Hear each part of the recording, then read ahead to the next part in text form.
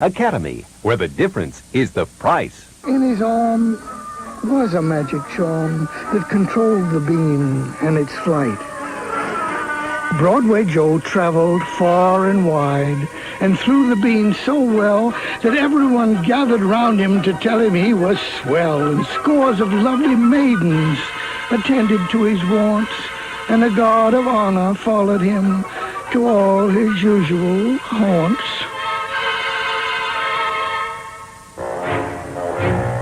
Then from out of the ground there came a sound that shook the entire shore. It came from the tread of some men who said, "This Joe is simply a bore."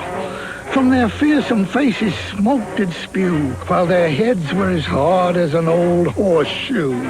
They were rough and tough and worked all day in the sun. They were cranky and cruel and spoiled other people's fun.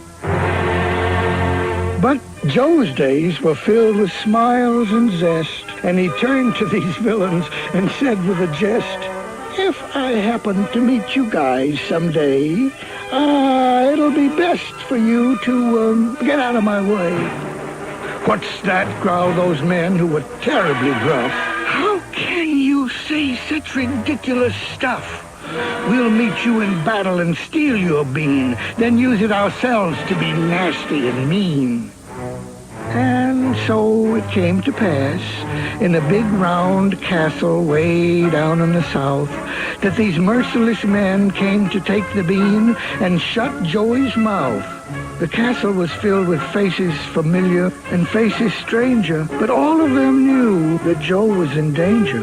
So they gathered together, put their hands on their breast, and sincerely wished him their very best. But Broadway Joe needed luck of more than one kind, because suddenly trouble came from in front and then from behind. They gave him such a knock on the crown that he forgot his bean and left it on the ground. The meanies in blue grabbed the thing and turned it over to their old wizard king.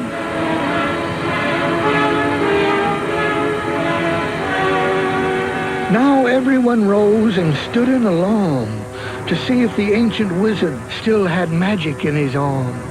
Now in his prime, many ages ago, he could have thrown that bean and hit a dime, but by now his magic arm had spent its force, and when he threw the bean, it just fluttered off course.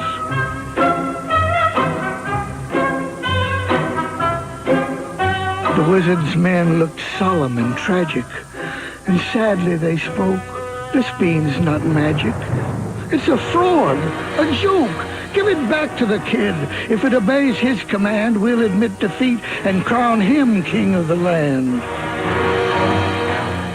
But the bean was magic, and everyone knew it, and watched in amazement whenever Joe threw it. He hopped and popped and swung with a swish, and the bean obeyed his every wish.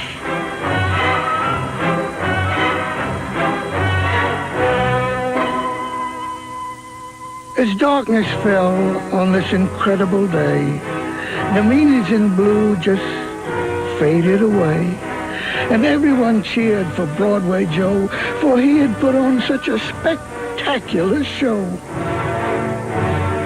His beam was turned to silver, as bright as the eye could see, and Joe returned a hero to his kingdom by the sea.